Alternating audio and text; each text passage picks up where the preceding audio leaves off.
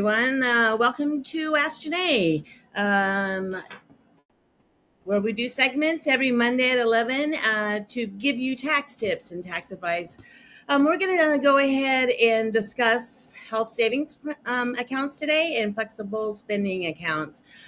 These are two different options that you may have heard of. Some are offered by employers and others are available for the self-employed. So we're going to go ahead and talk about those today, but let's go ahead and give a few minutes to get others to jump online with us now.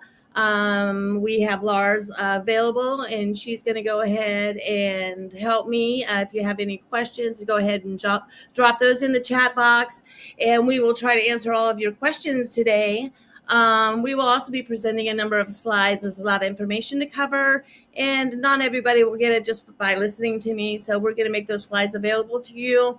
You can go ahead and Lars will put those in the comment sections, or make sure you let her know, and she will make sure that you get those slides available to you. So anyway, let's...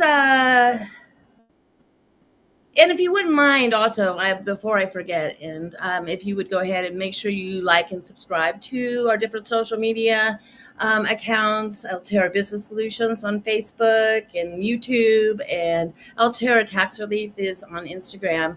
And if you wouldn't mind like and subscribe to those, we'd greatly appreciate it. And you can also subscribe to our newsletter on our website, alterabusinesssolutions.com. And we send out a monthly newsletter with all kinds of great stuff in it. Lars does a fantastic job of putting those together for us, and giving notifications of all of our upcoming live shows. We have just put together what our September shows are going to be, and I'm really excited for September. We're going to have some great shows, and I think some shows that everybody will enjoy. Yay, thanks, Lars. They'll enjoy, as well as getting lots of good information that they can use to help with their tax planning and save themselves money. So anyway, without further ado, let's go ahead and begin with the presentation. And I'm going to go ahead and bring up the slides here and show my face, trying to figure out this whole little live streaming thing. Okay, so today we're doing a health savings account.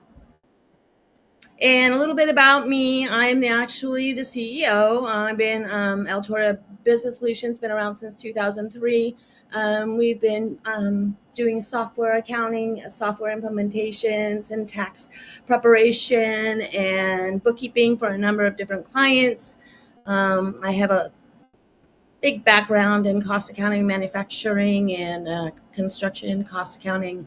And so we tend to take on some clients that need some extra help with cost accounting and so forth. But anyway, and we also do a lot of tax planning and tax preparation. I'm an enrolled agent, and we are fully staffed to prepare your tax returns and give you tax advisory services and representation work. We work with a number of clients that need some help with their taxes. They might have a few tax returns past due, and we get them caught up and resolve and help represent them and resolve their back taxes and try and get those reduced as much as possible. So make sure that if you need to reach out for any of those, make sure we give a complimentary consultation for your first consultation, and we'll make sure that we try and answer any of your questions and help you out.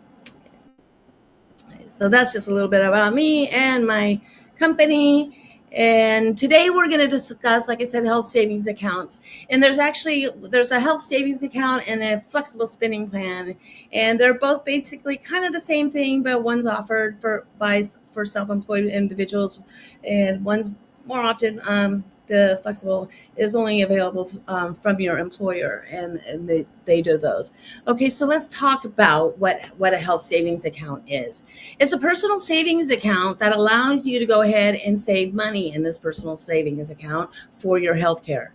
Now, what it also allows you to do is it allows you to go ahead and save on a pre-tax basis. In other words, it reduces your taxable income.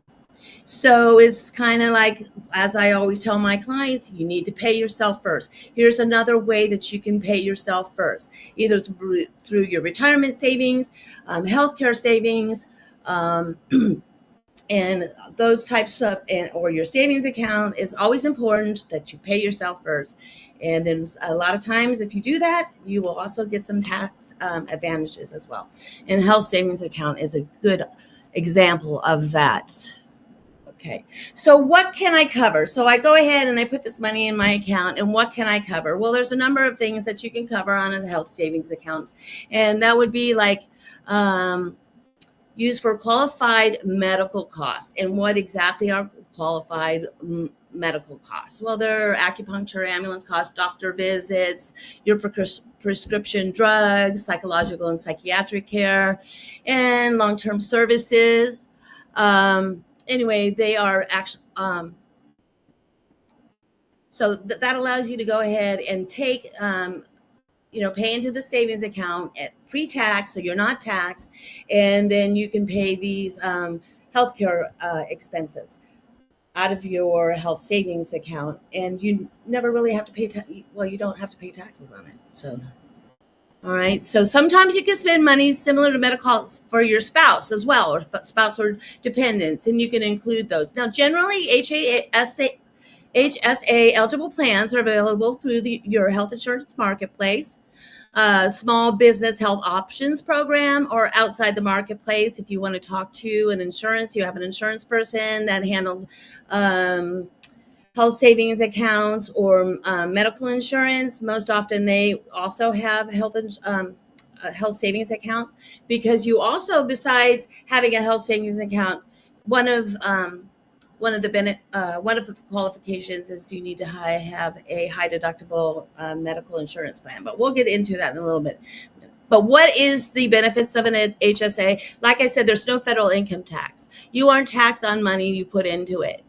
Okay. There is no expiration on date on the funds, so you get to save that money. It's yours. No one's going to take it from you. It's yours, that you can use for you, yourself, your spouse, and your family members, and it doesn't ever go away. So let's say if you change jobs, you can take your health savings account with you. So it's not a use it or lose it type deal.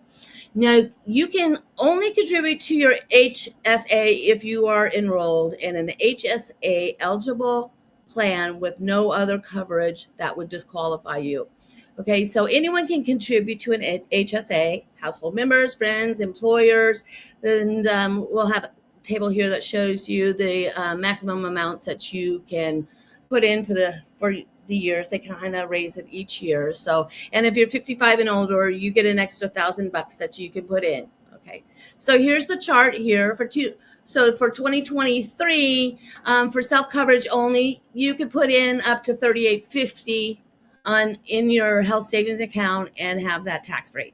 Okay. It'll reduce your income, and when you spend it, you don't have to pay taxes on it. If you're over 55, you get that extra $1,000. Now, if you're a family and you want to save for a family, the family coverage is $7,750 that you can take tax free. Okay, and you still get the $1,000. If you're over 55 as the individual owner. Self coverage, if you for 2024. Is $4,150. So as you can see, it's gone up a little bit, and you can add another $1,000 if you're 55 and older, and your family coverage limit is $8,300. Now the thing is, this is kind of like more of a retirement plan, because you can take the money out. I mean, even if you're saving there. However, if you do take the money out before the age of 65, you will have to pay a 20% penalty. And if you use it for anything other than medical costs, you will have to pay taxes on that, because that would be considered income. But if you are just going ahead and using it for medical costs, you'll never have to pay taxes. Now, the other thing is when you're contributing is Well, okay. Also, you must stop contributing to your HSA when you enroll in your Medicare plan. So once you reach 65, and then if you are in a Medicare plan, you can no longer contribute to the HSA, but you can use it to, cover your maybe your Medicare Plan B stuff or whatever, your deductibles and so forth from your doctors. You can use your health savings account.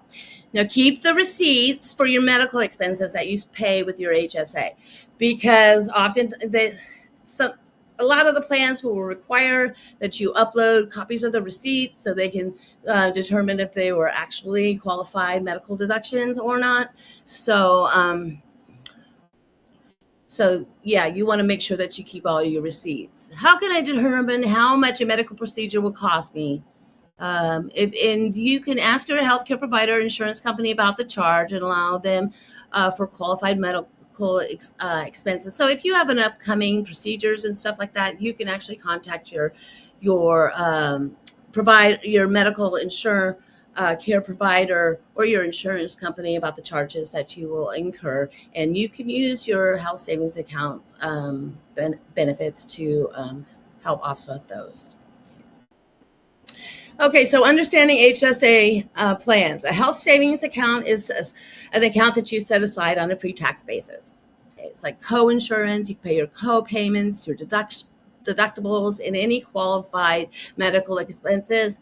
Dental drugs, vision. I pay my glasses, on my HSA. I have one personally. I love it. Okay, you can contribute to an HSA even if you can contribute to an HSA only if you have an HSA eligible plan.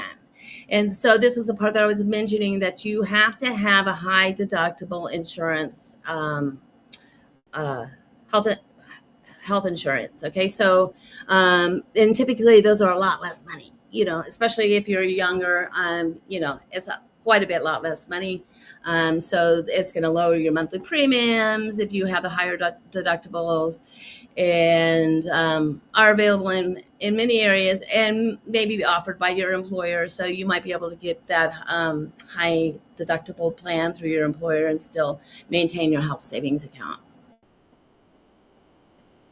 Okay, so tax benefits and limitations. You can deduct the amount you deposit in your HSA on your taxes. Unspent HSA funds will continue to be yours. Now this is the cool part, because they may earn interest. And even the interest can't be taxed. And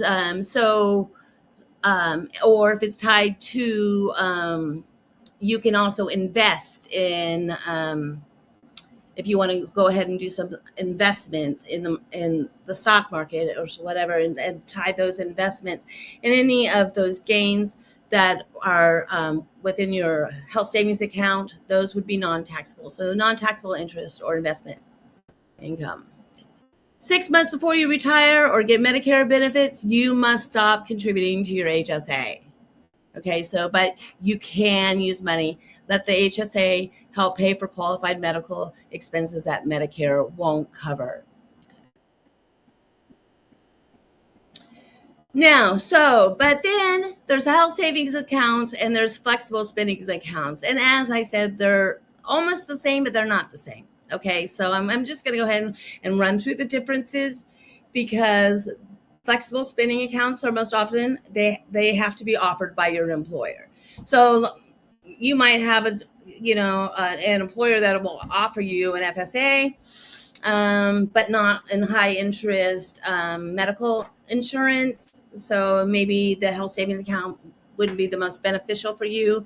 And so let's go ahead and talk about FSA a little bit. Okay.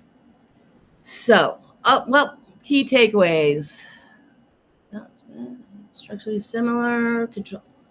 Okay, it looks like we covered all of those on slides. So this is the differences between your health savings account, little chart that Lars put together. Okay, so the differences, we're going to discuss here over here in a minute. Okay,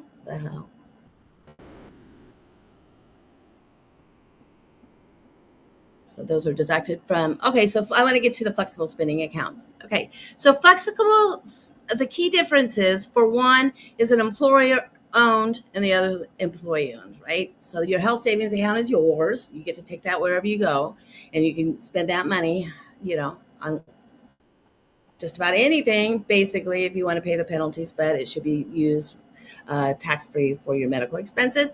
So, but FSA is done by your employer. And there's actually two different types of FSAs that they offer. And that is one for healthcare costs, and another is for dependent care. So your employer may offer, if you have families that require dependent care, you can actually put money into this FSA for medical care. For dependent care, and that is pre-tax also. So that's a good way to be able to deduct your dependent care, based on those limits. So very cool. All right. So the key differences, I think we're going to talk, but I kind of want to talk more about okay, so wait. I think we covered most of that, but I want to talk about the FSA. I know they're in here, right? Okay, so I'm going to go ahead and just talk a little bit about the FSA. Okay, so because I don't know, we don't have the spin limits on the FSA plans, I don't think. And it basically depends on your employer and what they set up. So I'll tell you a little bit about a flexible spending account. Okay, so what happens with the flexible spending account is basically it's pre-funded in the beginning of the year, which is super cool. So like if you're an employee and you're starting a new job and they offer you a flex spending account for dependent care or for healthcare, and you go ahead and enroll in that plan, depending, it's usually a couple $1,000s for your medical care and a few $1,000, up to, I think, six, I don't know what the limits are. Anyway, for your dependent care, and it might even be on there, right? $3,200 for your flexible spending account. Okay, but so that what's nice, so that's pre-funded. So let's say that you go there, and then once you get your medical insurance and stuff, and you want to go see your doctor, you need some new glasses, you want to go get to the dentist, you can pay all those expenses right out of your flexible spending account right as soon as you get it. You don't have to wait for it to get funded like you do a health savings account, where you're contributing every month to this health savings account and accumulating your balance. Okay, so that's the nice thing, but it's only but for the employer. But the downside of the flexible spending account is that at the end of the year, it's done. Okay, so you either use it or lose it. Okay, so and you're required to contribute the full amount. So if you don't use it, you're paying into this flexible spending account, and you may not use it. So you want to make sure that you think about how much you think you might have in spending for your medical costs for the year. Factor in the number of visits you go to the doctor. If you go a lot, you probably want fund a higher flex plan than you would if you rarely go to the doctor. Maybe just want to put a little bit in there for prescriptions and glasses and your dentist and so forth, or in your annual visit. Most of the other stuff, even your wealth check, is actually covered on the high deductible insurance. So that's really quite nice. Okay, so we're going to get down to the 5 reasons why you should have a health savings account. Okay, so health savings account have the potential triple tax advantage. Okay, they're done through payroll deductions. You can make contributions to your HSA on a pre-tax basis. So what does that mean? That reduces your gross income. You're taxed less. Federal tax-free interest and investment earnings you can use on your health savings account, tax-free. Okay. Withdrawals from your qualified healthcare expenses are also tax-free when paying the qualified healthcare benefits. It is a win-win-win. Okay. Health savings accounts are excellent. Now, your HSA does not expire, so you get to take it with you wherever you go. Okay. You can designate a beneficiary to that account. If you pass away, your savings account will be transferred to your beneficiary. An HSA investment feature provides the opportunity to put money to work for your future. Like I said, you have the ability to invest your health savings accounts money and the potential to earn tax-free savings to build up your account balance over time. You can set up an investment account at any time, and the sooner you get started with saving and investing the more time you can potentially build your healthcare nest egg for retirement.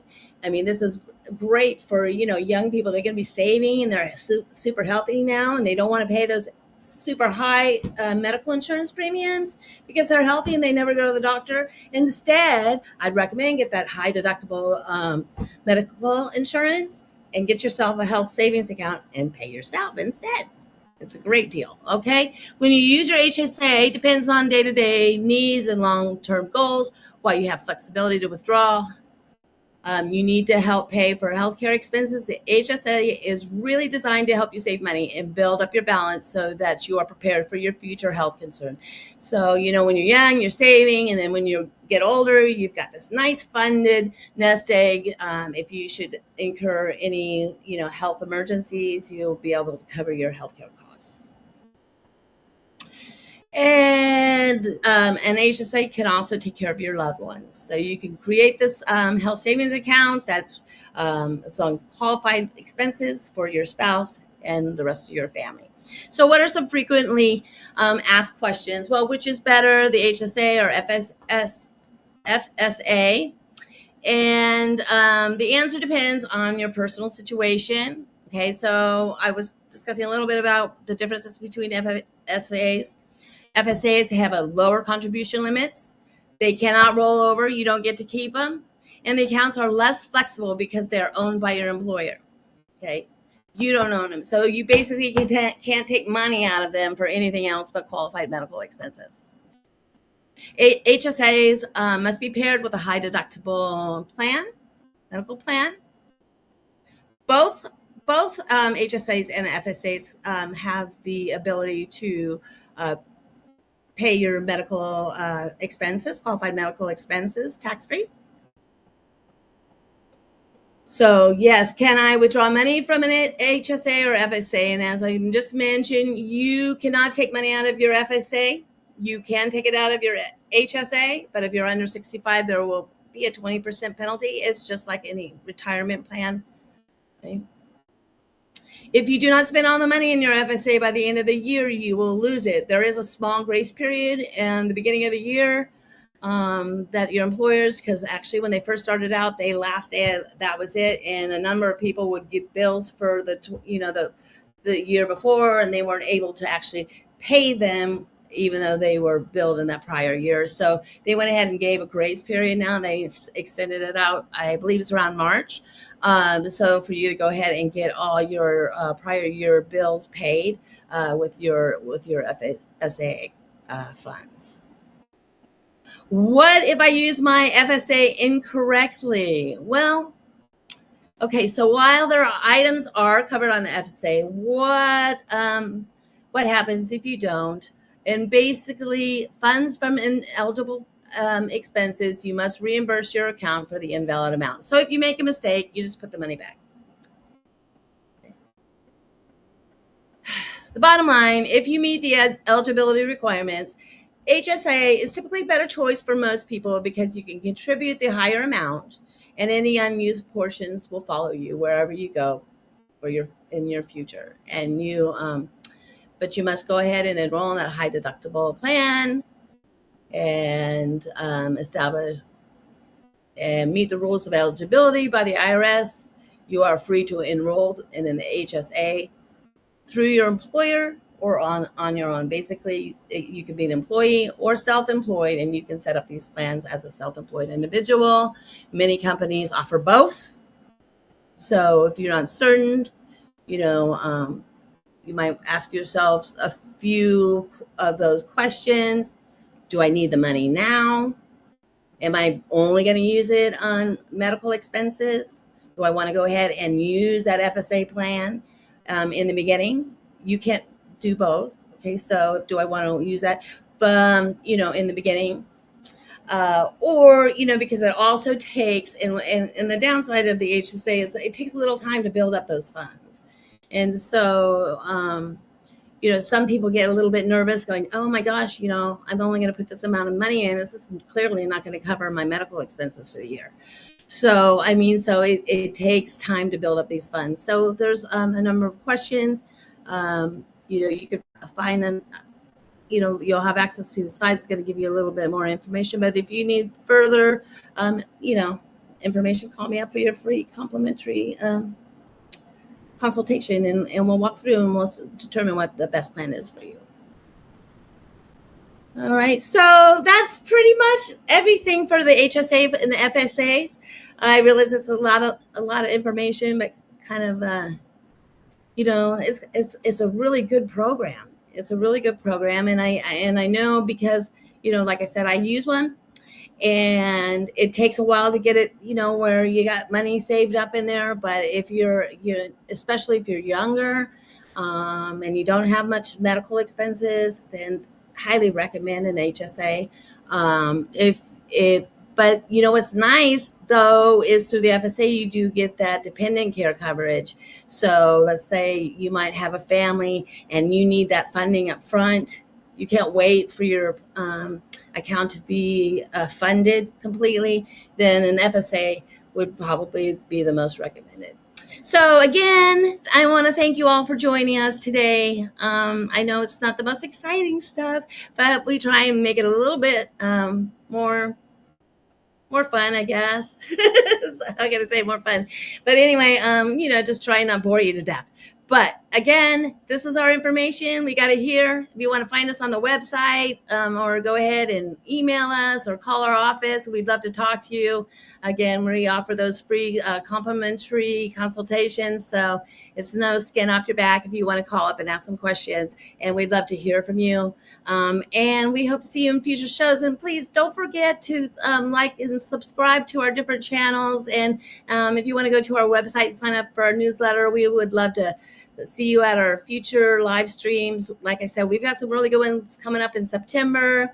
We're going to do a special on taxes for musicians, and we're going to do a special on taxes for retirees, and and we have Linda Berg Herring coming. We're going to interview her, a private investigator, and also a special on the Tax Care and Jobs Act, and basically what that means to you, because the Tax Cut and Jobs Act is expired in 2025, and whoever wins the election or controls Congress, because Congress actually writes tax law, will determine what our tax implications will be for ourselves going forward. So we're going to discuss that, and we're going to try and help you determine what you should do in tax planning to be able to plan either way, depending on who wins the control of the Congress and the White House. So anyway, don't want to make it political, but basically we're just going to give you information. It's called tax planning, and that's what we like to do here.